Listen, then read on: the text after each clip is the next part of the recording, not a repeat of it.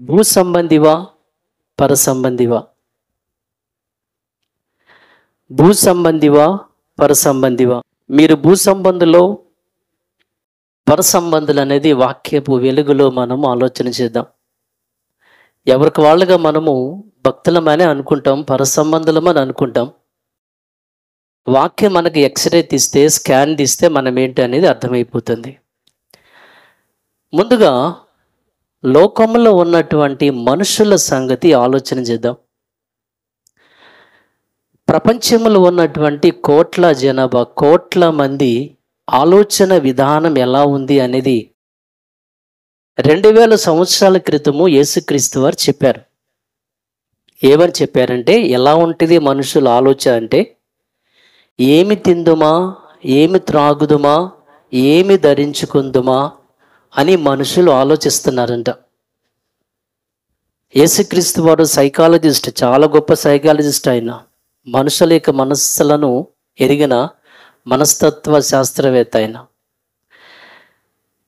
కాబట్టి ఏంటంటే, మనుషుల యొక్క ఆలోచన విధానం ఎలా ఉంటుందంటే, ఏమి తినాలి, ఏమి త్రాగాలి, ఏమి ధరించుకోవాలి అని మనుషులు ఆలోచిస్తున్నారు. దానికోసము అవసరమైతే అప్పులు చేసిన అప్పులను తీర్చడానికి ఇంటిల్లో పాది అమ్మ నాన్న పిల్లలందరూ కలిసికట్టుగా పనులకు వెళ్ళటం, జాబులకు వెళ్ళటం, ఒక లగ్జరీని అనుభవించాలని. నేను మీకు చాలాసార్లు ఒక విషయాన్ని చెప్తాను. మనము మనకలాగా బ్రతకాలనుకున్నంత వరకు మనకి ఏ సమస్యలు ఉండవు, ఏ ఖర్చులు ఉండవు. పక్క వాళ్ళను చూసి, వాళ్ళనే వీళ్ళను చూసి అలా బ్రతకాలనుకున్నప్పుడే మనకి ఖర్చులు ఎక్కువ అవుతాయి, సమస్యలు కూడా ఎక్కువ అవుతాయి. ఉన్న దానితో సంతృప్తిగా బ్రతకడం అనేది మనిషి ఇష్టపడట్లేదు. నెలకి 10,000 వచ్చిన వాడు బ్రతుకుతున్నాడు, నెలకి 1,00,000 రూపాయలు వచ్చిన వాడు బ్రతుకుతున్నాడు. అంటే ఉన్న దానితో సంతృప్తి పడలేక ఇంకా ఇంకా కావాలనేటువంటి ఆలోచన మనిషికి సహజంగా ఉంటుంది. అందుకని ఈ రోజున అంటే మనిషి యొక్క ఆలోచన విధానం ఏమి తినాలి, ఏమి త్రాగాలి, ఏమి ధరించుకోవాలని తన శరీరాన్ని గురించి ఆలోచన చేస్తూ, సరే అన్ని సంపాదించుకున్నాడు అనుకోండి. అన్ని సంపాదించుకున్న తర్వాత ఎలాంటి ఆలోచన ఉంటుందంటే, నా ప్రాణమా తినుము, త్రాగుము, సుఖించుము.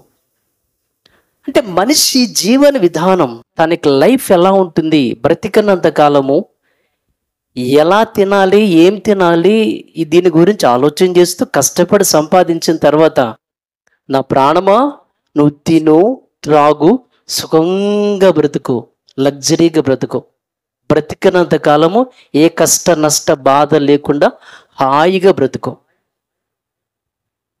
అర్థమైందండి? సో కాబట్టి బ్రతికినంత కాలము తన ఇష్ట ప్రకారంగా తన సుఖం కొరకే మనిషి బ్రతుకుతున్నాడు అనేది బైబిల్ చెప్పే విషయమే.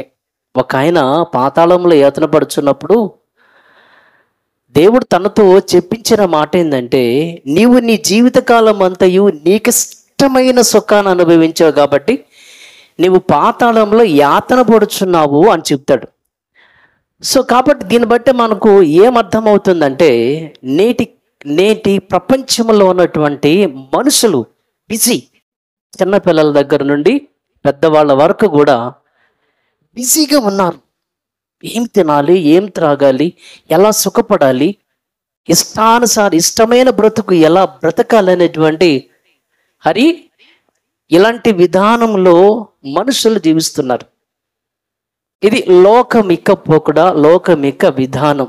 అంటే భూ సంబంధమైన వాటి మీదే ఎక్కువగా కాన్సన్ట్రేషన్తో మనిషి బ్రతుకుతున్నాడు. ఏమి సంపాదించాలా, ఎన్ని కోట్లు లక్షలు సంపాదించాలనే ఆలోచనలోనే మనిషి ఉన్నాడు, సంతృప్తి లేక. ఇది లోకంలో ఉన్నటువంటి జనాభాల గురించిన విషయం. ఇప్పుడు మన గురించి ఆలోచన చేద్దాం. మనం ఎవరము అని అంటే, మనము క్రీస్తుని నమ్ముకున్నాము, బాప్తిసాన్ని పొందాం. ఈ కొలసీలకు రాసిన పత్రికను పౌలు ఎవరికి రాశాడనే విషయం మనకు అర్థం అవ్వాలంటే మొదటి వచనం చూస్తే మీకు అర్థమవుతుంది. 1:1, తర్వాత 3:1 చూద్దాం. 1:1 ఏముందమ్మా? కొలస్సీలో ఉన్న శుద్ధులకు అనగా క్రీస్తునందు విశ్వాసులైన సహోదరులకు. ఏమండి? క్రీస్తునందు విశ్వాసం ఉంచిన సహోదరులు, సంఘానికి, పరిశుద్ధులందరికీ, సహోదరులందరికీ వ్రాస్తున్నటువంటి పత్రిక. ఇప్పుడు మన గురించి దేవుడు చెప్తున్న మాట, ఇప్పుడు 3వ అధ్యాయం 1వ వాక్యాన్ని మనం ఒక్కొక్కటిగా ధ్యానం చేసుకుందాము. ఓకే, 1వ వచనంలో, మీరు క్రీస్తుతో కూడా లేపబడిన వారైతే. మీరు క్రీస్తుతో కూడా లేపబడిన వారైతే అంటే అర్థం ఏంటి? Bible answer to the Bible. మీరు క్రీస్తుతో కూడా లేపబడిన వారైతే, ముందు పేజీ తీయండి, 2వ అధ్యాయము 12వ వచనాన్ని చూద్దాం. మీరు బాప్తిస్మమందు ఆయనతో కూడా క్రీస్తుతో కూడా లేపబడిన వారైతే అన్నాడు. అంటే అర్థం ఏంటి? 12వ వచనంలో, మీరు బాప్తిస్మమందు ఆయనతో కూడా యేసుక్రీస్తు వారితో కూడా పాతి పెట్టబడిన వారై ఆయనను మృతులలో నుండి లేపిన దేవుని ప్రభావమందు విశ్వసించుట ద్వారా ఆయనతో కూడా లేచితిరి. ఏమండి? అంటే మీరు పాతి పెట్టబడ్డారు, మృతి పొందారు. బాప్తిస్మము ద్వారా మీరు పాతి పెట్టబడ్డారు. ఆ తర్వాత యేసుక్రీస్తు వారు ఏ రీతిగా చనిపోయి 3వ దినాన తిరిగి లేచాడో, అలాగనే మీరు కూడా క్రీస్తు యేసులోనికి బాప్తిసాన్ని పొందారు కాబట్టి 6:3 రోమీ పత్రిక. సో మీరు ఇప్పుడు క్రీస్తుతో కూడా పాతి పెట్టబడిన వారై క్రీస్తుతో కూడా మీరు లేచితిరి. కొలస్సీ 3:1 నుంచి మనం విన్న విషయం ఏంటంటే, క్రీస్తుతో కూడా లేపబడిన వారైతే అంటే అర్థం ఏంటంటే, ఒక మాటలో మీకు అర్థమయ్యే రీతిగా చెప్పాలంటే, మీరు నిజంగా బాప్తిసం తీసుకున్న వాళ్ళైతే, అది సింపుల్గా మీకు అర్థం అవటానికి ఎలా ఉందంటే, నువ్వు నిజంగా మనిషివైతే, నువ్వు కనుక మగాడివైతే, ఇలాంటి మాటలు మనము బయట సమాజంలో వింటాం కదండి. క్రీస్తుతో కూడా లేపబడిన వాడవైతే అంటే అర్థం ఏంటి? నువ్వు బాప్తిసం పొందిన వాడవైతే. ఇప్పుడు ఈ పాఠం అంతా మన కోసమే. ఎందుకు? అందరూ బాప్తిసం పొందాంగా, నేను కూడా, ఇంక్లూడింగ్ మీ, నేను కూడా బాప్తిసం పొందాను. కాబట్టి బాప్తిసం పొందిన వాళ్ళకి ఈ సబ్జెక్టు, ఈ మాటలైనా, నువ్వు నిజంగా బాప్తిసం పొందిన వాడవైతే అయితే ఇప్పుడు చదువుదాం ఒక్కొక్కటిగా. మీరు క్రీస్తుతో కూడా లేపబడిన వారైతే, బాప్తిసం పొందిన వారైతే పైనున్న వాటినే వెదకండి. అక్కడ క్రీస్తు దేవుని కుడి పార్శ్వమున కూర్చుండి ఉన్నాడు. పైనున్న వాటి మీదనే గాని భూ సంబంధమైన వాటి మీద మనసు పెట్టకొనకుడి.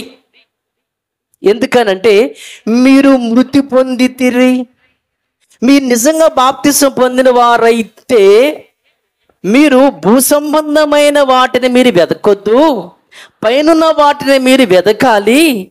ఎందుకోసం అనంటే మీరు చచ్చిపోయారుగా. ఎప్పుడు, ఎక్కడ, ఎలా? బాప్తిసమే. మీరు నిజంగా బాప్తిసం పొందారు కాబట్టి, బాప్తిసం పొందిన వాళ్ళైతే మీరు పైనున్న వాటి మీదే మనసు పెట్టాలి, భూ సంబంధమైన వాటి మీద మీరు మనసు పెట్టకూడదు. ఎందుకంటే మీరు చచ్చిపోయారుగా. మనము మృతి పొందాం, మనము చనిపోయాం బాప్తిస్మంలో. ఇందాక విన్నాం కదా 2:12 వచనంలో, యేసుక్రీస్తు వారితో కూడా మనము పాతి పెట్టబడలేదు, మృతి పొందాం బాప్తిసం అప్పుడు. అంటే యేసుక్రీస్తు వారితో పాటుగా మనం ఇప్పుడు పాతి పెట్టబడ్డాం, మృతి పొందాం, చచ్చిపోయాం.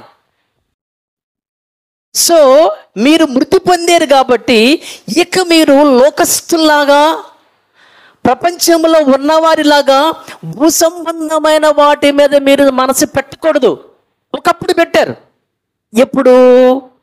బాప్తిసాన్ని పొందక ముందు పెట్టారు. 7వ వచనం అదే ఉంటది అక్కడ. పూర్వము వారి మధ్య జీవించినప్పుడు. ఏమండి? పూర్వము లోకస్తుల మధ్య మీరు జీవించినప్పుడు మీరును వీటిని అనుసరించి నడుచుకున్నారు. మీరు మారు మనసు పొందక ముందు, మీరు బాప్తిసాన్ని పొందక ముందు పూర్వము మీరు ఎలా ఉన్నారు? లోకస్తులాగానే ఉన్నారు. లోకస్తులు ఏ రీతిగా భూ సంబంధమైన వాటి మీద మనసు పెట్టి బ్రతుకుతున్నారు, మీరు బాప్తిసం అనేది పుచ్చుకోకముందు మీరు కూడా లోకస్తులాగానే భూ సంబంధమైన వాటి మీదే కాన్సన్ట్రేషన్ చేస్తే మీరు ఉన్నారు. మనసు పెట్టారు. మరి ఇప్పుడు మీరు బాప్తిసం పొందారు కాబట్టి, మీరు చచ్చిపోయారు కాబట్టి, మరి ఏం చేయాలి ఇప్పుడు?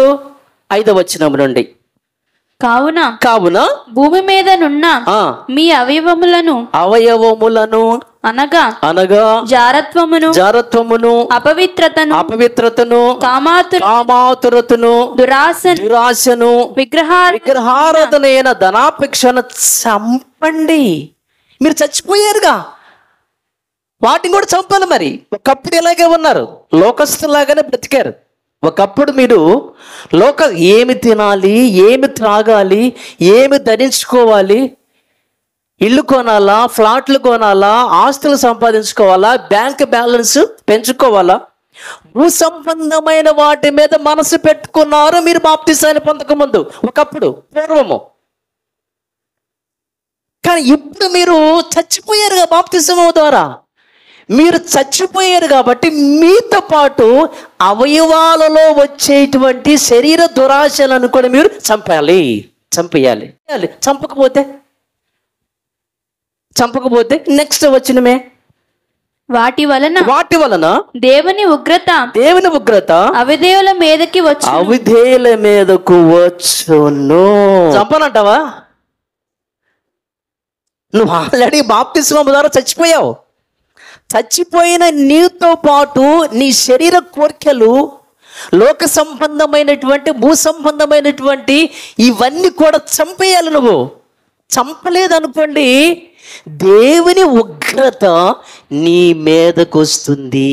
నిజంగా బాప్తిసం క్రీస్తుతో కూడా లేపబడిన వారైతే, బాప్తిసం పొందిన వారైతే, పైనున్న వాటి మీదన కానీ భూ సంబంధమైన వాటి మీద మీరు మనసు పెట్టకూడదు. ఎందుకంటే మీరు చచ్చిపోయారుగా. చచ్చిపోయిన మీతో పాటు మీరేం చేయాలి? మీ శరీర దురాశలు, లోక సంబంధమైన కోరికలు, వీటన్నిటిని మీరు చంపాలి. చంపకపోతే అంటావా, నిన్ను చంపేస్తాడు దేవుడు. అదే దానికి ఆన్సర్. నువ్వు చంపకపోతే దేవునికి ఉగ్రత నీ మీదకి వస్తుంది. ఎన్ని విషయాలు మారు మనసు పొంది బాప్తిసం పొందిన తర్వాత ఎన్నో సార్లు, ఎన్నో ప్రసంగాలు, ఎన్నో విషయాలు మనం వింటున్నాం. అయినా చాలామంది క్రైస్తవులలో మార్పు లేని జీవితాలు బాప్తిసాలు పొందుకున్న తర్వాత కూడా. మొన్నెక్కడో ఒక సూక్తి విన్నాను. సముద్రంలో మన దేశంలో ఉన్నటువంటి నదుల్లో ఉన్న నీటంతటిని కూడా తీసుకొచ్చి సముద్రంలో పోసినా అవి ఇంకా ఉప్పగానే ఉంటాయి అంట, కానీ తీపిగా మారువంట. గంగా నది, యమునా నది, కృష్ణా నది, గోదావరి ఉన్నాయి కదండి. నదుల్లో ఉన్న మంచి నీటిని, నదుల్లో నీరు బాగుంటాయి రుచిగానే మన. ఇవన్నీ తీసుకొచ్చి సముద్రంలో పోసినా సరే సముద్రంలో ఇంకా ఉప్పుగానే ఉంటుందంట. అంటే కొంతమంది ఎలా ఉంటారంటే, ఎలాంటి వాక్యాలు విన్నా, ఎన్ని ప్రసంగాలు విన్నా, ఎన్ని వాస్తవాలు విన్నా, ఎంత సత్యం విన్నా, ఇంకా కొంతమంది బ్రతుకులు అలాగే వంటి తప్ప మార్పు అనేది ఉండదు. బాప్తిసం పొందినాళ్లే ఎంతన్న వాక్యం విను, ఎన్ని ప్రసంగాలన్నా విను, ఎన్ని మంచి మంచి నదుల్లో నుంచి జీవజల ఊటలు, మంచి మంచి ప్రసంగాలు పోసినా ఇంకా వాళ్ళ బ్రతుకులు సముద్రంలాగా ఉప్పగానే ఉంటే తప్ప మార్పు అనేది కనపడట్లేదు. అలాగే నాటి నుంచి నేటి వరకు చాలామంది బాప్తిసాలు పొందుతున్నారు, కానీ క్రీస్తుతో కూడా లేపబడి రక్షణలోనికి వస్తున్నారు, కానీ భూ సంబంధమైన వాటి విషయంలో మాత్రము మార్పు అనేది లేదు. బాప్తిసం పొందినా సరే అదే మనసు, అదే ఆలోచన, అదే కోరికలు, అదే ఉద్దేశం. ఫిలిప్పీ పత్రికలో నుంచి 3వ అధ్యాయము 18వ వాక్యాన్ని చూద్దాం. పత్రిక కూడా ఎవరికి రాశారంటే పరిశుద్ధులకి. 1:1 చూడండి. ఫిలిప్పీ 1:1 ఫిలిప్పిలో ఉన్న క్రీస్తు యేసు నందలి సకల పరిశుద్ధులు అంటే మనం కూడా సకల పరిశుద్ధులకు ఈ పుస్తకం రాయబడింది. మారు మనసు పొంది బాప్తిసం పొందిన వారికి ఈ పుస్తకం రాయబడింది. వీరిలో అనేకులు బాప్తిసం పొందిన తర్వాత కూడా భూ సంబంధమైన వాటి విషయంలో ఎలాంటి ప్రాకులాడే వాళ్ళు అనేకులే ఉంటారనేది ఈ వచనాలు బట్టి మనకు అర్థమవుతుంది. మీరు శ్రద్ధగా వినాలి. 3వ అధ్యాయం 18 చూద్దాం. అనేకులు అనేకులు క్రీస్తు శిలువకు శత్రువులుగా నడుచుకొనుచున్నారు. వీరిని గూర్చి మీతో అనేక పర్యాయములు చెప్పి ఇప్పుడూను ఏడ్చుచూ చెప్పుచున్నాను. అనేక సార్లు చెప్పానని మీకు. దేవుడు ఒక విషయాన్ని పదే పదే చెప్పిన సందర్భాలు బైబిల్లో చాలానే ఉన్నాయి. లేవీ కాండము, నిర్గమకాండము, సంఖ్యాకాండంలో చెప్పిన విషయాలనే మరలా ద్వితీయోపదేశ కాండంలోని దేవుడు చెప్తా వచ్చాడు. చాలా విషయాలు మోషే చెప్పిన విషయాలే ప్రవక్తలు చెప్పారు, ప్రవక్తలు చెప్పిన విషయాలే యేసుక్రీస్తు వారు చెప్పారు, ఆయన చెప్పిన విషయాలే అపోస్తలులు కూడా చెప్పారు. మరలేంటి 4 సువార్తలేంటి. అలాగే మరి పౌలు గారు మునుపు రాసితిని, మునుపు నా పత్రికలో చెప్పితిని మనం వింటా వచ్చాం. కాబట్టి అనేక సార్లు చెప్పి ఇప్పుడును ఏడ్చుచూ చెప్పుచున్నాను అంటున్నాడు. ఒక సేవకుడు సంఘాన్ని ఉద్దేశించి మాట్లాడుతున్న మాటలు ఏంటంటే, ఏడుస్తున్నాను, ఏడుస్తూ మాట్లాడుతున్నాను. మీలో అనేకులైనటువంటి చాలామంది వాళ్ళ ఆత్మీయ పరిస్థితి ఎలా ఉందో అని ఆయన వ్రాస్తూ, ఇప్పుడు చాలాసార్లు చెప్పానని మీకు, ఇప్పుడు కూడా ఏడుస్తూ చెప్తున్నాను అన్నాడు. ఎందుకు ఏడుస్తున్నాడు? ఎందుకు ఏడవలసి వచ్చింది? వాళ్ళ యొక్క పరిస్థితి ఎలా ఉంది? తర్వాత వచనములో, నాశనమే వారి అంతము, వారి కడుపే వారి దేవుడు. అంటే ఎందుకు అనేక సార్లు చెప్పాల్సి వస్తుంది, ఏడుస్తూ మరి చెప్పాల్సి వస్తుంది అని అంటే, అబ్బాయి లెక్సిన దగ్గర నుంచి మీ కడుపు గురించి ఆలోచిస్తున్నారు. కోటి విద్యలు కూటి కోసము, కూడు ఈ శరీరం, ఈ పొట్ట, ఈ దేహం కోసం అనేది మనకు తెలుసు. ఈ రోజున మనిషి ఏ పని చేసినా, ఏ జాబ్ చేసినా, ఏ వ్యాపారం చేసినా సరే కోటి విద్యలు కూటి కోసం, కూడి ఈ శరీరం కోసమే కదా. కాబట్టి మీరు క్రీస్తుతో కూడా లేపబడిన అనగా బాప్తిసం పొందిన తర్వాత కూడా లెక్సిన దగ్గర నుంచి మీరు ఈ శరీరం గురించి ఆలోచిస్తున్నారు. ఏమి తినాలి, ఏమి త్రాగాలి, ఎలా సుఖించాలి, ఎలా లగ్జరీ అనుభవించాలి, ఎలా సంపాదించాలి, మరి బంగారం ఏ సంపాదించాలి, లేదంటే మరి ఏ రీతిగా మరి కూడబెట్టాలి, వీటి గురించే మీరు ఆలోచిస్తారు. మీరు లెక్సిన దగ్గర నుంచి బాప్తిసం పొందిన తర్వాత కూడా పూర్వం అయితే అలా బ్రతికారు. మీరు రక్షణ లేనప్పుడు, బాప్తిసం పొందనప్పుడు అలా బ్రతికారు. కానీ రక్షణ పొంది కూడా, బాప్తిసాన్ని పొంది కూడా లెక్సిన దగ్గర నుంచి మీరు దేని గురించి ఆలోచన అంటే, ఎలా బ్రతకాలి, ఏం తినాలి, ఎలా జీవించాలి, పిల్లల సంగతి ఏంటి, వాళ్ళ బ్రతుకులేంటి, వీటి గురించే మీరు ధ్యాస. ఈ భూ సంబంధమైన వాటి విషయంలోనే తప్ప ఇలా గనక ఆలోచన చేస్తే, మీ బ్రతుకులు ఎలాగ ఉంటే గనక మీ అంత్యం ఎలా ఉంటుందంటే నాశనం అన్నాడు. చూసావా పాస్టర్ గారు నాశనం అంటున్నాడు. నేనన్నానా అండి? వాక్యానుసారంగా బ్రతకని వాళ్ళకి ఇలాగే ఉంటుంది. ఎప్పుడు చూసినా పాస్టర్ గారు నాశనం నాశనం నాశనం అంటాడు, నువ్వు పోతావు అంటాడు, నువ్వు చస్తావు అంటాడు. అంటే బైబిల్లో ఉన్న మాటలు తప్ప నా సొంత మాటలు నేను ఎక్కడన్నా నేను చెప్తానా అండి? ఇప్పుడు డాక్టర్ వద్దకు వెళ్ళామండి. డాక్టర్ వద్దకి మనం కనుక వెళ్తే డాక్టర్ గారు నువ్వు సిగరెట్లు తాగుతున్నావు, మానకపోతే పోతావు అంటాడు. అలా అనకూడదు డాక్టర్ గారు. నువ్వు మందు తాగుతున్నావు, మానకపోతే పోతావు. నువ్వు జూదం ఆడుతున్నావు, నాశనం అయిపోతావు. వ్యభిచారం చేస్తున్నావు, పోతావు అని చెప్పడా అండి? ఏం డాక్టర్ గారు పోతావు అంటున్నారు, మరి ఏం చెప్పాలి?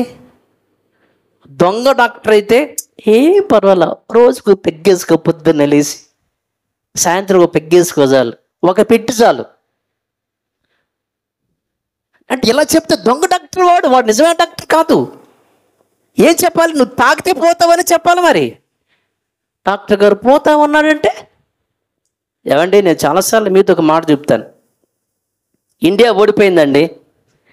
ఇండియా ఓడిపోయినప్పుడు ఇప్పుడు ఆ న్యూస్లో ఏం చెప్పాలి? ఇప్పుడు ఇండియా ఓడిపోయిందని చెప్తే షాజహాన్ లాంటి వాళ్ళు జీర్ణించుకోలేరేమో.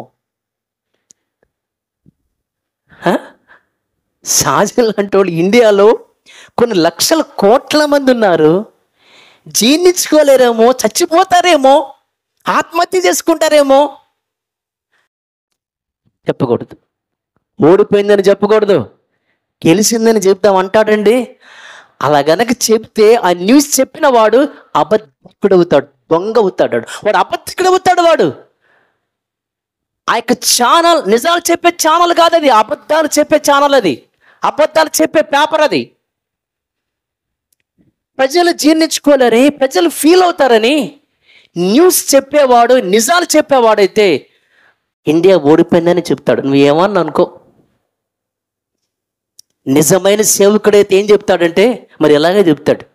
ఇప్పుడు ఏం చేయాలి? నేను మీకు ఏం పర్వాలేదమ్మా, మీరు లోకానుసారంగా జీవించినా, భూ సంబంధమైన వాటి మీద మీరు కాన్సన్ట్రేషన్తో మీరు జీవించినా, ఈ లోక విషయాల మీరు ఆసక్తి కలిగి ఉన్న ఏం కాదు, ఆయన తీసుకెళ్తాడు పరలోకానికి. ఆయన తీసుకుని ఏం కాదు, పర్వాలేదు పర్వాలేదు అలా చెబితే ఎంత మంచి పాస్టర్ గారు మా రాజబాబు గారు అంటారా? ఎప్పుడు చూసినా పోతావు పోతావు నాశనం. ఇక్కడ ఉన్న విషయం ఏంటంటే, నీవు నీ కడుపు కోసమే జీవిస్తే, నీ శరీరం కోసమే జీవిస్తే, భూ సంబంధమైన వాటి కోసమే నువ్వు జీవిస్తే, శరీర అక్కర్లు తీర్చుకోవడానికి నువ్వు బ్రతికితే నీ అంతం నాశనం అని చెప్పాడు. ఇప్పుడు బైబిల్లో ఉన్నదని మీకు చెప్తే ఇప్పుడు చూసి నువ్వు చస్తావు పోతావు నాశనం అంటే మరి నేనేం చేయాలి చెప్పండి? బైబిల్లో ఉన్న చెప్పకూడదా? దురద చెవులు సమ్మగుండాల వాళ్ళకి, మంచి గోకాల వాళ్ళని, వాక్యానుసారంగా బ్రతకని వాళ్ళకి ఎక్కడికి వాళ్ళు రుద్దుతూ ఉండాలి. ఇలా చెప్పకూడదు వాళ్ళకి. అర్థమైందండి? మళ్ళీ విందాం. నాశనమే వారి అంతము, వారి కడిపే వారి దేవుడు, వారు తాము సిగ్గుపడవలసిన సంగతుల యందు అతిశయపడుచున్నారు, భూ సంబంధమైన వాటి ఎందే మనసు నుంచుచున్నారు అని చెప్పాడు. భూ సంబంధమైన వాటి మీదే మనసు పెడుతున్నారు కాబట్టి వారి అంతము నాశనము అని చెప్పాడు. ఎందుకంటే సిగ్గుపడవలసిన సంగతుల యందు అతిశయపడుచున్నారు అని. మనిషి ఏ విషయంలో తను అంటే ఒక విశ్వాసి, ఏమండి బాప్తిస్మము పొందిన వాళ్ళ గురించి నేను మాట్లాడుతున్నా. మనందరి కోసమే ఈ ప్రసంగం, ఈ వాక్యం. అర్థమైందండి? సో ఏ విషయంలో మనము అతిశయపడాలి? ఒక విశ్వాసిగా బాప్తిస్మం పొందిన నువ్వు, రక్షణ పొందిన నువ్వు ఏ విషయంలో నువ్వు అతిశయపడాలంటే, నేను మారు మనసు పొందానండి, బాప్తిస్మం పొందానండి, గొప్పగా చెప్పుకోవటం. నేను ప్రతిరోజు లేచి ప్రార్థన చేసుకుంటానండి, నేను ఏనాడు కూడా ప్రార్థన చేయటం మానలేదండి, ప్రతిరోజు ఖచ్చితంగా బైబిల్ చదువుతానండి, నా పిల్లల్ని కూర్చోబెట్టి కుటుంబ ప్రార్థన చేస్తానండి. నేను ఏనాడు కూడా పేపర్ ఇచ్చిన దగ్గర నుండి నేను రాయటం అసలు మానలేదు, పేపర్ రాస్తానే ఉంటానండి. గొప్ప అతిశయం. పాస్టర్ గారు వాక్యాలు పెడితే, లేదంటే ప్రసంగాలు పెడితే షేర్ చేస్తానండి నేను. అలాగే విజయ్ కుమార్ గారు వాక్యాలు పెడితే నేను చెప్తాను, నా పిల్లలు కూడా వాక్యాలు చెప్తారండి. నేను సంఘంలో ప్రేయర్ అవగానే నా పనికి నేను, లేదంటే నా కుటుంబం, నా ఫ్యామిలీ ఇంటికి త్వరగా వెళ్ళాలి, టీవీ చూడాలి, నిద్రపోవాలని కాకుండా కాస్త ఉండి ఏదైనా సేవా పరిచయం ఉంటే చేస్తానండి.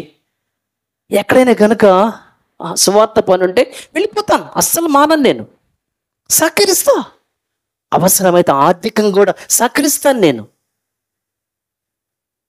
నా రక్త సంబంధికులకి నేను వాక్యం చెప్తా ఉంటాను.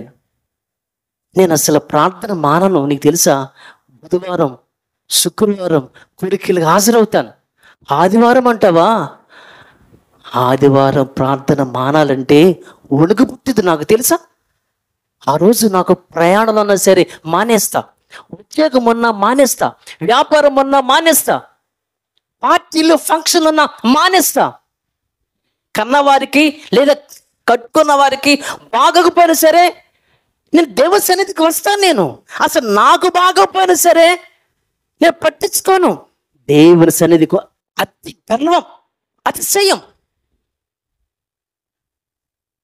నేను మా వాళ్ళకి సువార్త చెప్పినప్పుడు, వాస్తవాలు చెప్పినప్పుడు, యేసుక్రీస్తు వారు దేవుడు కాదు, దేవుని కుమారుడు అనే వాస్తవాలు నేను చెప్తున్నప్పుడు ఎంతమంది నన్ను హేళన చేస్తున్నారండి, ఎంతమంది నన్ను నిందిస్తున్నారండి, నన్ను అవమానంగా మాట్లాడుతున్నారండి, తక్కువగా మాట్లాడుతున్నారండి.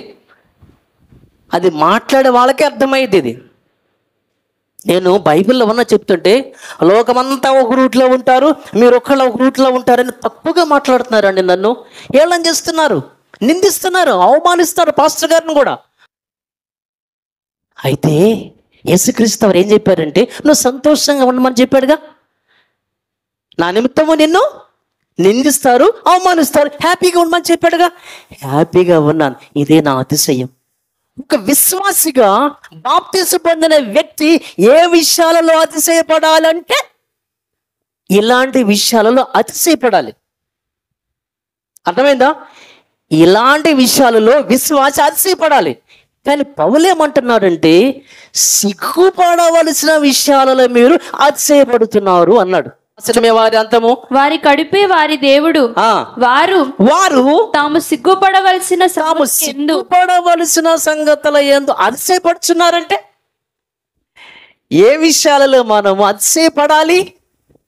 ఆత్మ సంబంధమైన విషయాలలో అతిశయపడాల్సిన ఒక విశ్వాసి సిగ్గుపడాల్సిన విషయాల్లో అతిశయపడుతున్నారు. ఎలా చెప్పమంటారా? మా పిల్లలు అసలు సండే స్కూల్కి సరిగా రారు, కానీ సరిగా ప్రేయర్కి కూడా రారు, కానీ విజయ టీచర్ గారు వాక్యాలు పెట్టినా కానీ మా పిల్లలు అసలు వాక్యాలు చెప్పరు.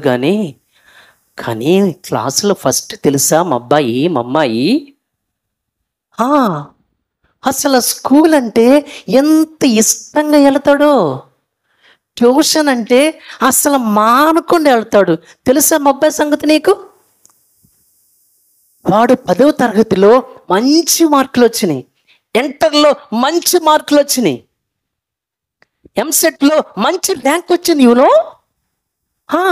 మా వాడంటే ఏమనుకున్నా, ఆడికి మంచి కాలేజీలో సీట్ వచ్చింది తెలుసా, మంచి కంపెనీలో జాబ్, ₹1,00,000.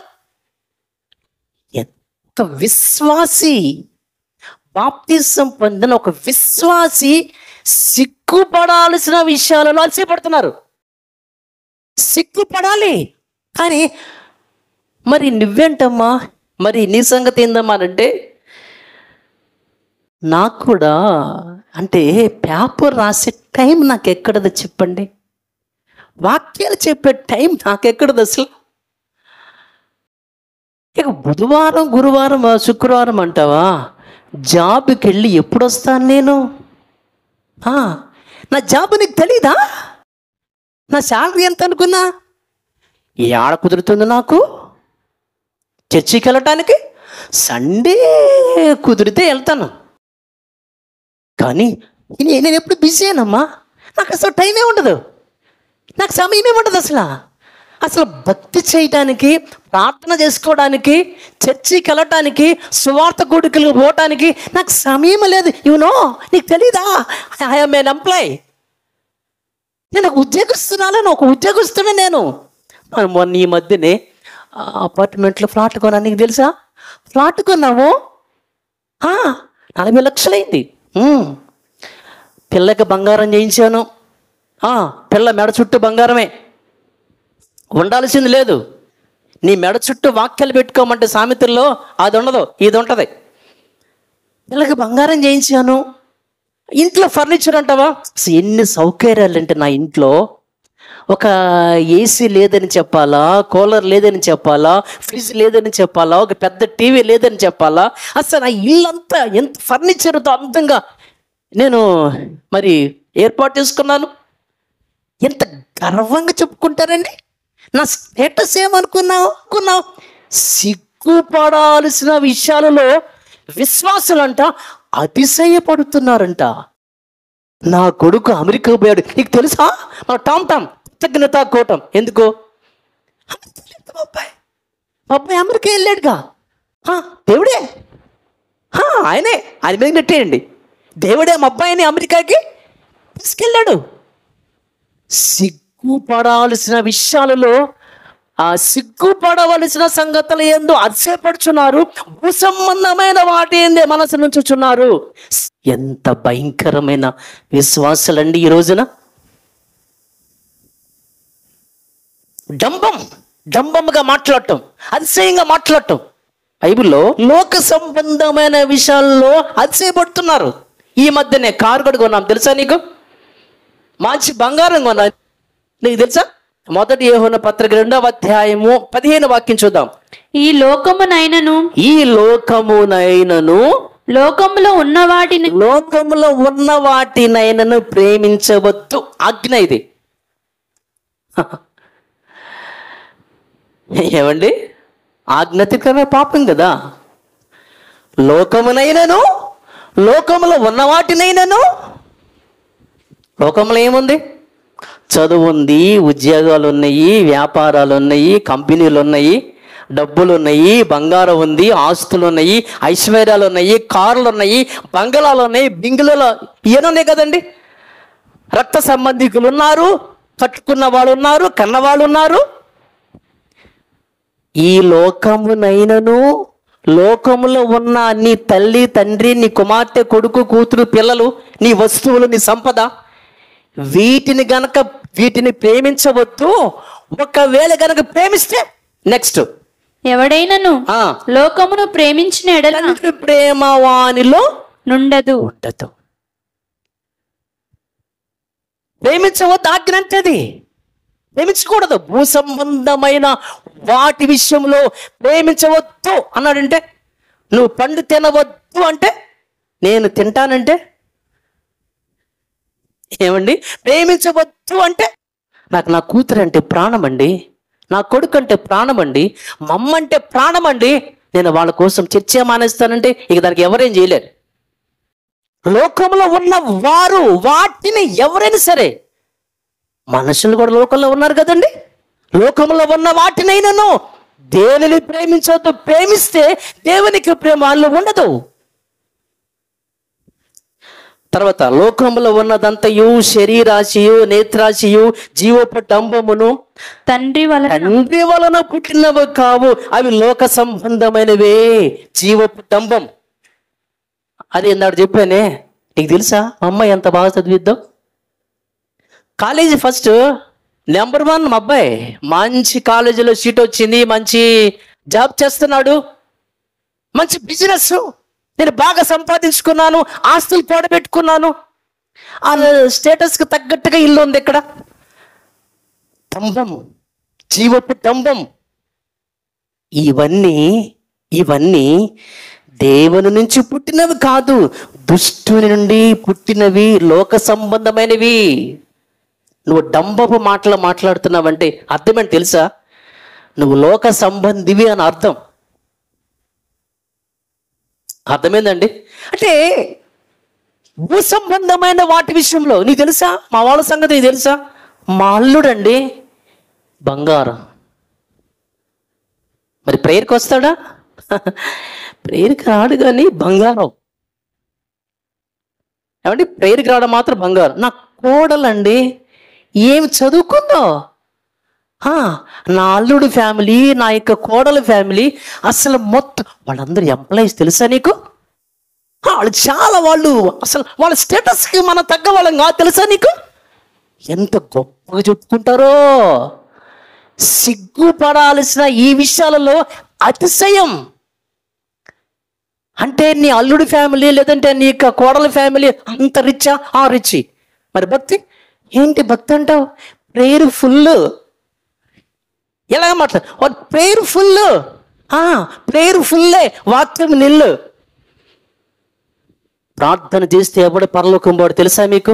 ఆ మాట యేసుక్రీస్తు వారు చెప్తారు. మత్తయి గారి సువార్త 7వ అధ్యాయము, మత్తయి 7:21 త్వరగా.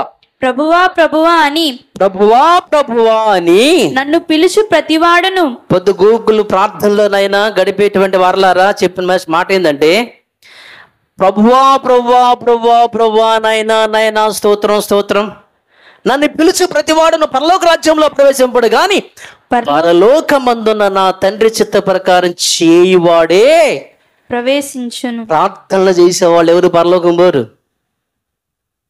అర్థమైందా? తండ్రి చిత్తం వాక్యానుసారంగా బ్రతికేవాడే పరలోకం వెళ్తాడు. ప్రేయర్ఫుల్. చాలా మంది చూడండి, ఫలానా ఫెలోషిప్ చర్చిలో భలే ప్రార్థనలు చేస్తారండి, ఫలానా యెహోవా ఈరే చర్చిలో ఎప్పుడు కూడికలు జరుగుతాయండి, ఫలానా బ్యాప్టిస్ట్లో ఫలానా పెంతెకొస్తేలో అయితే ఆరాధన భలే చేస్తారండి, వర్షిప్ చాలా బాగుంటుందండి. ఇవన్నీ మనం వింటాం కదండి. ప్రేయర్ఫుల్, వాక్యం నిల్లు.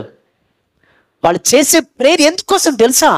శరీర అక్కర్లు తీర్చుకోవడానికి. అది కూడా గంటలు గంటలు స్తోత్రం స్తోత్రం స్తోత్రం స్తోత్రం నాయన, అయ్యా నా పిల్లల్ని జ్ఞాపకం చేసుకో, స్తోత్రం స్తోత్రం, మా అబ్బాయిని మా అబ్బాయి నాయన, ఉద్యోగం ఉద్యోగం ఉద్యోగం ఉద్యోగం ఉద్యోగం, ఇదే బడి గిరిగిసుకుంటారు. ఇక దాటిపోరేగా కుటుంబం, ఫ్యామిలీ, నేను, నా పిల్లలు, నా కుటుంబము, నా రోగాలు, నా వ్యాధులు, నా సమస్యలు, నా ఆర్థిక ఇబ్బందులు, గంటలు గంటలే. ఎంత భక్తులో అనుకుంటాం మనం కూడా.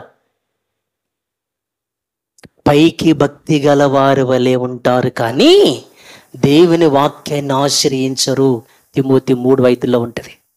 పైకి భక్తి గల వారి వలె ఉంటారు కానీ వాక్యాన్ని వాళ్ళు ఆశ్రయించరు అని చెప్పి. బయట సంఘంలో ఒక్కొక్క అండి ఇప్పుడు పాస్టర్లే ఉన్నారండి, రెవరెండ్లు, బిషప్లు, రెవరెండ్లు చాలా మంది ఉన్నారు కదండి. ఒక్కొక్క సంఘంలో లక్షల మంది కదండి. ఏం భక్తులు అని చెప్పి మనం అనుకుంటున్నాం. అసలు వీళ్ళు భక్తులు కాదు మనం ఈజీగా కనిపెట్టేయచ్చు. ఎలాగ చెప్పమంటారా? భూ సంబంధమైన వాటి విషయంలో అత్యాశతో ఆరాట పడకుండా, దురాశతో వెంపర్లాడకుండా ఎవరైతే ఉంటారో వాళ్ళ విశ్వాసాన్ని మనకు ఆటోమేటిక్ అర్థమైపోయింది. భూ సంబంధమైన వాటి విషయంలో ఆరాట పడుతూ వెంపర్లాడుతూ ఉంటారే, వాళ్ళు ఎన్నిసార్లు బాప్తీసాలు పొందినా వేస్టే. ఎందుకని? నువ్వు నిజంగా బాప్తీసం పొందితే భూ సంబంధమైన వాటి మీద నీకు మనసు ఉండదు. కానీ నువ్వు బాప్తీసం 20 ఏళ్ళు 30 ఏళ్ళు అయిందంటావు సంఘానికి వచ్చి యేసయ్య నమ్ముకుని, అంతే కదండి. కానీ భూ సంబంధమైన వాటి విషయంలో వెంపలాడతాం, పడుతూ ఉంటాం. ఇది కావాలి, అది కావాలి, శరీర అక్కర్లు, కోరికలు, డబ్బులు, బంగారం, ఆస్తులు, ఐశ్వర్యాలు, వెంపలాడుతూ ఉంటారు. చూసావా? నువ్వెక్కడ విశ్వాసరా బాబు? నువ్వెక్కడ విశ్వాసమమ్మా? నువ్వు నిజంగా విశ్వాసం అయితే, నువ్వు నిజంగా బాప్తిసం పొందితే ఎలా ఉంటావు? పైనున్న వాటిని వెతుకుతావు. ఎప్పుడు చూసినా డబ్బు, ఉద్యోగం, సంపద సంపద, బంగారము, ఆస్తులు, ఇళ్ళు, వాకిళ్ళు, కార్లు, ఫర్నిచర్లు, ఈ మైండ్లో ఉండే నువ్వు విశ్వాసం ఏంటి అసలు? సిగ్గుపడవలసిన వాటి విషయంలో మీరు అతిశయపడుతున్నారు. భూ సంబంధమైన వాటి మీద మీరు మనసు పెడుతుంటే మీరు విశ్వాసాలు ఏంట్రా? మీ అంతము నాశనము మీరు బాప్తిసం పొందినా సరే అని ఫిలిప్పీ పత్రిక రాస్తున్నాడు. అసలు విశ్వాసనేనా? ఎప్పుడు చూసినా నాకు కొత్త శారీ కావాలి, కొత్త శారీ కావాలి, కొత్త శారీ కావాలి అని వెంపర్లాడుతున్నావా? నాకు బంగారం కావాలని వెంపర్లాడుతున్నావా? ఒక మంచి ఫ్లాట్ కావాలి, ఇల్లు కావాలి, బంగళం కావాలి, నా కూతుర్లు బాగా చదివి, కొడుకులు బాగా చదివి సంపాదించాలి, ఆస్తులు కూడబెట్టుకోవాలనేటువంటి ఆశతో ఉన్నావా? ఆనాట పడుతున్నావా? నువ్వు విశ్వాసవే కాదు. నువ్వు చావలేదు, నువ్వు జీవించుచున్నావన్న పేరు నీకుంది అంతే. ఈ లోకం మనకు శాశ్వతమా అండి? ఏమండి? అందుకే లోకములో ఉన్న వాటిని ప్రేమించబకండి అయ్యా, అది శాశ్వతం కాదురా నాయన. ఆయన అంటాడండి, నేను చచ్చిపోయే లోపు ఒక మంచి ఇల్లు కట్టుకొని చచ్చిపోతా. ఎందుకురా కట్టుకునేది? నీకు ఉపయోగపడనప్పుడు మంచి ఇల్లు కట్టుకుని చచ్చిపోతానంటే అంటే చచ్చేంత వరకు ఏమేమి కూడబెట్టుకోవాలి, ఏమేమి దాచుకోవాలి, ఈ భూ సంబంధమైన వాటి మీద కాన్సన్ట్రేషన్. రేపు ఏ జాబ్ చేయాలి, ఏ పని చేయాలి, ఎంత సంపాదించాలి. యాకోబు రాసిన పత్రిక 4వ అధ్యాయం 13 చూద్దాం దేవుని పిల్లలారా. నేడైనను రేపైనను ఒకానొక పట్టణమునకు వెళ్ళి అక్కడ ఒక సంవత్సరం ఉండి వ్యాపారం చేసి లాభం సంపాదించమని చెప్పుకునే వరలారా, అమెరికా ఎలా పంపించాలి మా అబ్బాయిని, నేను ఎలా అమెరికా వెళ్ళాలి, ఒక మంచి కంపెనీలో జాబ్ ఎలా కొట్టాలి, ఒక సంవత్సరం చేస్తే చాలు అమెరికాలో రావాల్సిన మొత్తం వచ్చేసేది. ఏమండి అబ్బాయి, ఇంత ఆలోచిస్తున్నావే, రేపేమి సంభవించినో మీకు తెలియదు. మీ జీవం ఏ పాటిదిరా, మీరు కొంతసేపు కనబడి అంతలో మాయమైపోవు, ఆవిరి వంటి వారే. అంటే ఎప్పుడు చేస్తారో మీకు తెలియదుగా. ఇక లెక్సిన దగ్గర ఇదే పడా, ఏం తినాలి, ఏం త్రాగాలి, ఏం ధరించుకోవాలి, ఏం కూడబెట్టుకోవాలి, ఈ బతికేనా. దేవుని పిల్లలారా, బ్రతకటానికి మీరు కష్టపడి పని చేసుకోండి, జాబులు చేసుకోండి, కూడబెట్టుకోవడానికి కాదు ఇక్కడ. అది మీకు అర్థం అవ్వాలి. బ్రతకడానికి మీరు పని చేసుకోండి, బ్రతకడానికి సుమా, కూడబెట్టుకోవడానికి కాదు. అది మీకు అర్థం అవ్వాలి ఇక్కడ విషయం. ఎప్పుడు చేస్తావో నీకు తెలియదుగా. ఇది మనకు శాశ్వతమా? ఇల్లు ఏమన్నా, మనకి బంగారం ఏమన్నా? బ్రతికినంత కాలము భూ సంబంధమైన వాటి మీద మనస్సు పెడుతున్నాం మనము. బ్రతికినంత కాలం కూడా అలా కనుక పెడితే ఎప్పుడు లేపేస్తాడో మనకే తెలియదు. నా మాటలు మీకు అర్థం అవ్వాలి దేవుని పిల్లలారా. ఈ లోక సంబంధమైన వాటి విషయంలో మనం కాన్సన్ట్రేషన్ చేస్తే ఎక్కువ కాలం మన భూమి మీద ప్రత్యేక అవకాశం ఇవ్వడు దేవుడు. ఇశ్రాయేలు గురించి ఒక మాట చివరికి చెప్పి నేను ఇంకా క్లోజ్ చేస్తాను. ఇశ్రాయేలీలు ఐగుప్తు దేశం నుంచి వాళ్ళు కానాను దేశానికి వెళ్ళేటప్పుడు వాళ్ళు బాప్తిసం పొందారు. వాళ్ళు కూడా ఎక్కడంటారా? ఒకసారి తీయండి. కొరింథీయులకు రాసినటువంటి మొదటి పత్రిక 10వ అధ్యాయము మొదటి నుంచి. సహోదరులారా, ఈ సంగతి మీకు తెలియకుండుట నాకు ఇష్టం లేదు. అదేదనగా మన పితరులందరూ మేఘము క్రింద నుండిరి, వారందరూ సముద్రములో నడిచిపోయిరి. అందరూ మోషేను బట్టి మేఘములోను సముద్రములోను బాప్తిస్మము పొందిరి. వాళ్ళందరూ బాప్తిస్మం పొందారంట. Okay, next. అందరూ ఆత్మ సంబంధమైన ఒకే ఆహారమును భుజించిరి. అందరూ ఆత్మ సంబంధమైన ఒకే పానము చేసిరి. అంటే రొట్టె ద్రాక్షారసం. ఏలయనగా తమ్మును వెంబడించిన ఆత్మ సంబంధమైన బండలోనిది త్రాగిరి. ఆ బండ క్రీస్తే. అయితే వారిలో ఎక్కువ మంది దేవునికి ఇష్టలుగా ఉండకపోయిరి గనుక అరణ్యములో వారు ఆశించిన ప్రకారము మనము చెడ్డవాటిని ఆశించకుండానట్లు ఈ సంగతులు మనకు దృష్టాంతములుగా ఉన్నవి. ఇశ్రాయేలీలకు లాగా మీరు అలా బ్రతకూడదని మనందరికి దేవుడు ముందుగా రాయించాడు. ఈ విషయాలు మొత్తం అలా బ్రతకూడదని రాయించాడట.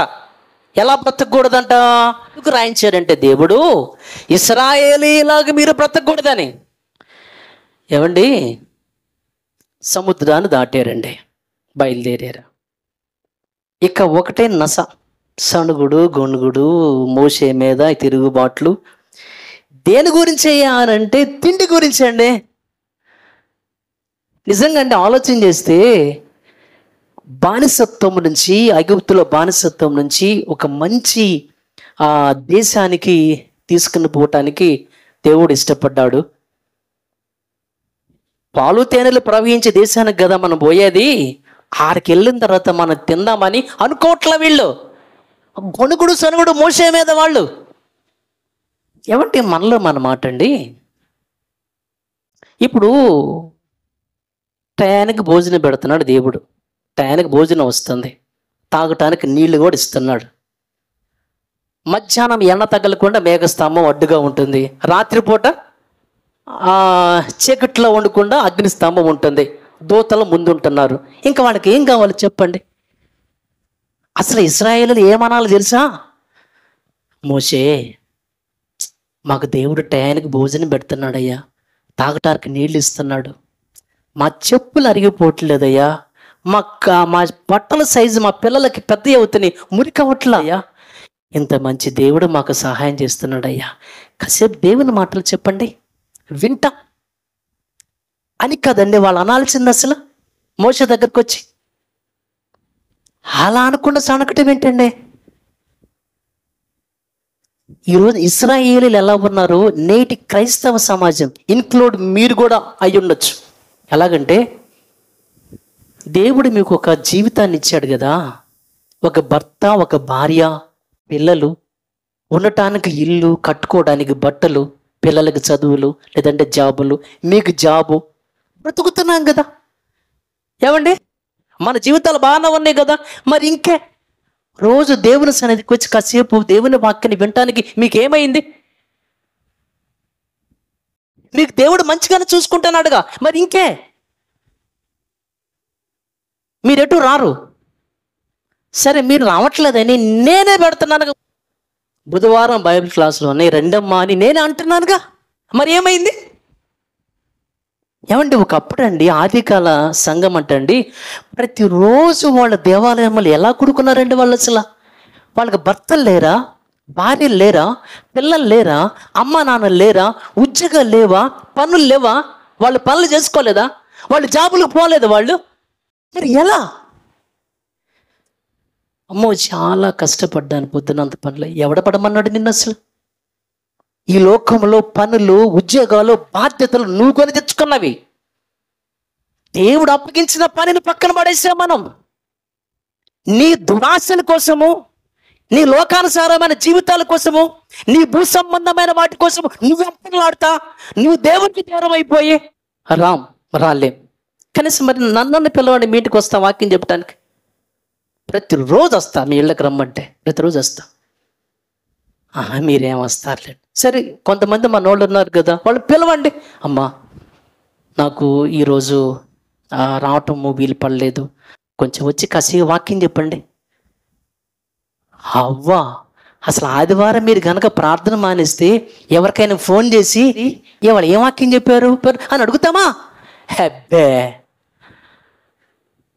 అంత సీనుందా మనకు అసలు? ఒకనాడు ఇశ్రాయేలీయుల పరిస్థితే సేమ్ ఇప్పుడు కూడా.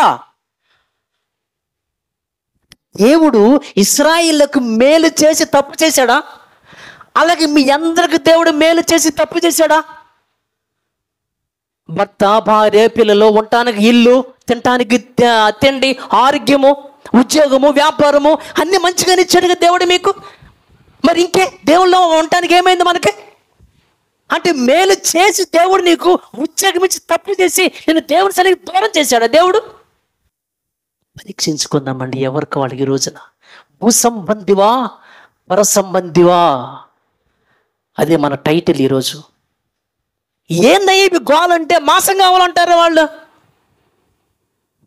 ఏమండి వాళ్ళ గురించి మనం వింటే చాలా విషయాలు ఉంటాయి కానీ సంఖ్యాకాండంలో కూడా మాకు ఎప్పుడు మాసం గుర్తొస్తుంది అంటున్నారు. ఏందాళ్ళు వాళ్ళకి మాంసం గుర్తొస్తుందంట, కూరగాయలకు మార్కెట్ గుర్తొస్తుందంట వాళ్ళకి లేచిన దగ్గర నుండి. ఇంతకీ వీళ్ళ బాధ ఏంటంటే మేము ఐగుప్తులో ఉన్నప్పుడు కొండల దగ్గర కూర్చుని తినేవాళ్ళం అంటున్నారు.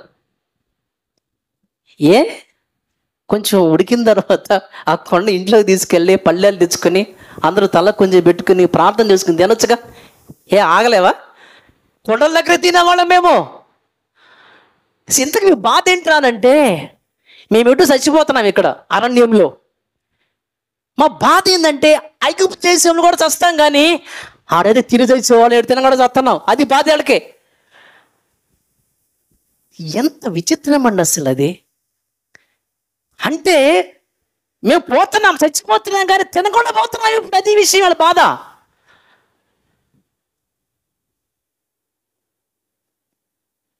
దేవుని పిల్లలారా, సర్లే మోసి అడుగుతున్నారు వాళ్ళు మాంసం కావాలని. తూర్పు గాలను పుట్టించి దేవుడు వాళ్ళకి పూరేడు పెట్టలు ఇస్తాడు, వాకిట ముందు పడతాయి. ఇంకేమండి దేవుడు ఇచ్చాడుగా భోజనాన్ని శుభ్రంగా, మరి దేవుళ్ళో ఉండొచ్చుగా. అక్కడే ఉంటది వచనం 7లో, జనులు తినుటకును త్రాగుటకును కూర్చుండి ఆడుటకు లేచిరి. ఇంకేముందండి? లేనప్పుడే లేదని బాధ. ఇక రాగానే ఇక తినటం, తిన్నామా, పడుకున్నామా, తెల్లారిందా, సుఖిద్దామా, ఈ బతుకు. కీర్తనలో ఉంటుందండి, చూడొద్దు. నోట్లో ఉండగానే దేవుడు లేపేస్తాడు జనాన్ని. ఎందుకని? అంత కోపం ఆయనకి. దేవుని కోపం అంటే మీరు ఏమనుకున్నారు? మీ కోపం వస్తే, దేవుడు నీ కోపం వస్తే తట్టుండేది. ఇంట్లో కొంతమంది కోపం వస్తే సట్టెలు పగలు కొడతారు, కొండలు పగలు కొడతారు, టీవీలు పగలు కొడతారు, రిమోట్లు పగలు కొడతారు, ఫోన్ పగలు కొడతారు. చేయరా? మంచి కూర వండారు అనుకోండి, ఆ ఉప్పు కారం ఎక్కువైంది అనుకోండి, ఏదో ఉప్పు లేదనుకోండి, ఏసిన పడేయరు. మీ కోపం వస్తే మీరే టీవీ పగలు కొట్టరు. దేవునికి కోపం వస్తే భూమి బద్దలైపోతా తెలుసా? మొక్కలు పాతి పెట్టాడు ఒక్కొక్కడిని. దేవుని కోపం వస్తే ఆకాశంలో నుంచి అగ్ని రగిల్చాడు. కోపం వస్తే తుఫానుతో మొత్తం ఊడ్చేశాడు. కోపం వస్తే ఆకాశంలో వర్షాన్ని ఆపేశాడు. జనాలు పంట లేక తిండి లేక అల్లాడిపోయి, నాకు పుట్టిన బిడ్డ నువ్వు తిను, నువ్వు పుట్టిన బిడ్డ నేను తింటానని అల్లాడిపోయారు తిండి కోసం. దేవుని కోపం అలా ఉంటుంది. మరి ఏమనుకున్నారు మీరు దేవుని కోపం అంటే? అర్థం అవట్లేదా? వాళ్ళు అన్నం మాంసం తింటా ఉండగానే చచ్చిపోతారు అందరూ. పోనీలే, వాళ్ళు మాంసం అడిగారని ఇస్తే వచ్చినము 5లో వారు ఎక్కువ మంది దేవునికి ఇష్టలుగా ఉండకపోయారు కనుక అరణ్యంలో లేపేశాడు ఒక్కొక్కడిని. దేవుని పిల్లలారా, నువ్వు భూ సంబంధివా, ఆత్మ సంబంధివా?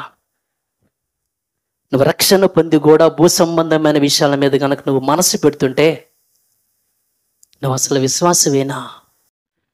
ఎందుకు దేవుడు ఈ మాటలు వ్రాయించాడంటే మన పరిస్థితి కూడా అంతే. యుగాంతమందున మనకి బుద్ధి కలగాలని 11లో యుగాంతమందున మనకి బుద్ధి కలగాలి దేవుడు వ్రాయించాడు ఈ విషయాలన్నీ కూడా. మనం కూడా అంతే. తిన్నామా, పండుకున్నామా, తెల్లారిందా? మత్తయి గారి సువార్తలో నుంచి దేవుని పిల్లలారా 24వ అధ్యాయం 37 చూద్దాం. త్వరగా 24:37 చూద్దాం. నోవాహు దినములు ఎలాగుండెను, మనుష్య కుమారుని రాకడయును అలాగే ఉండును. అప్పుడు ఎట్లా ఉన్నారు వాళ్ళు? జలప్రలయమునకు ముందటి దినములలో నోవాహు ఓడలోనికి వెళ్ళిన దినము వరకు తినుచు త్రాగుతూ పెళ్లిళ్ళు, పేరంటాళ్ళు, ఫంక్షన్లు, పబ్బులు, క్లబ్బులు. ఏది? నోవాహు కాలములే ఈ రీతిగా భూ సంబంధమైన వాటి విషయంలో నిమగ్నమై ఉన్నారు.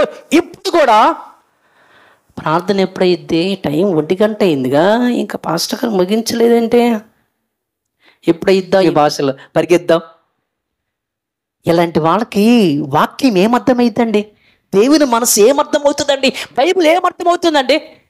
ఎప్పుడు ఇంటికి వెళ్దామా, వండుకున్నా, కూర తిందామా, పడుకుందామా, నిద్రపోదామా అనుకునే వాళ్ళకి ఏమర్థమవుతుంది నీకు బైబిల్?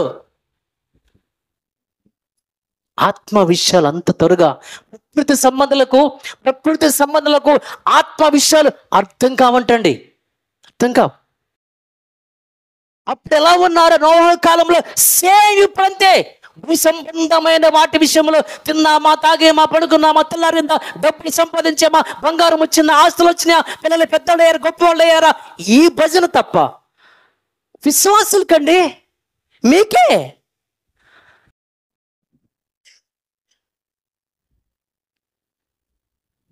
ఒకవేళ మీ హృదయాలు తిండి వలనను, లోక 21వ అధ్యాయం 34 చూద్దాం.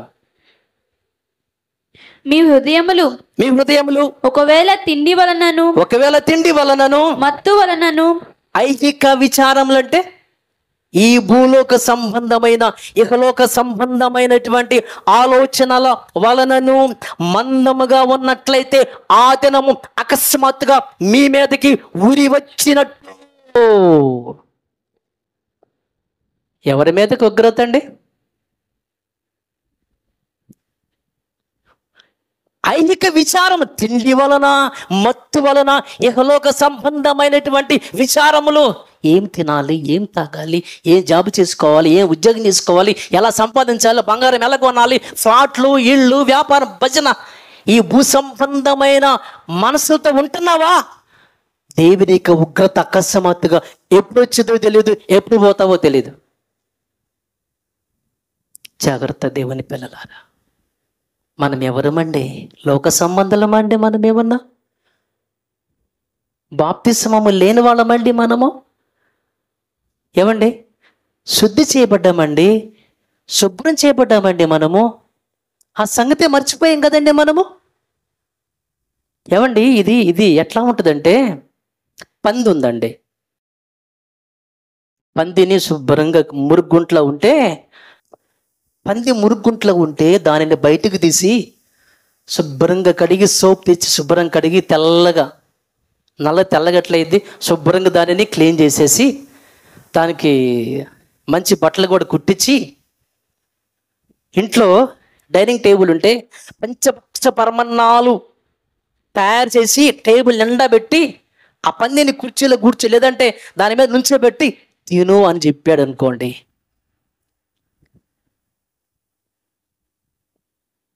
అది వెతుకుతుందంట. పంచభక్ష పరమన్నాలమ్మ, పందా తిను. అదే వెతుకుతుంది. అది ఏం వెతుకుతుంది? ఏం వెతుకుతుంది? అది నీచాన్ని కదండి. పంచభక్ష పరమ నేను శుభ్రం చేశారుగా, క్లీన్ చేశారుగా.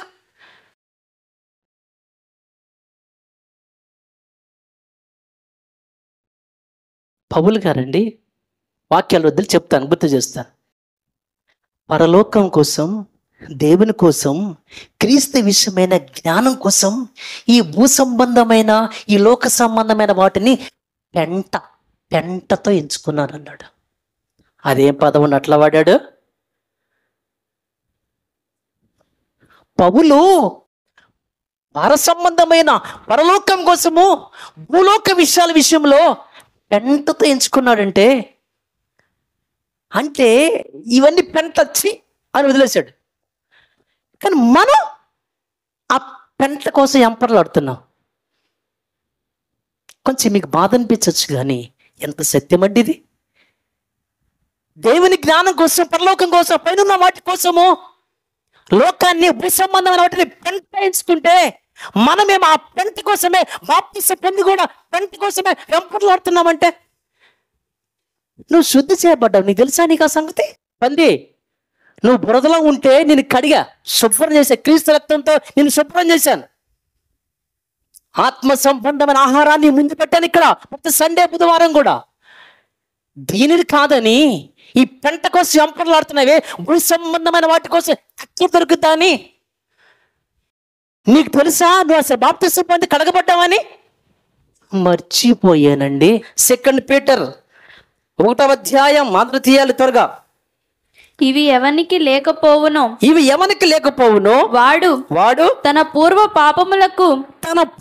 పాపములకు శుద్ధి కలిగిన సంగతి మరిచిపోయి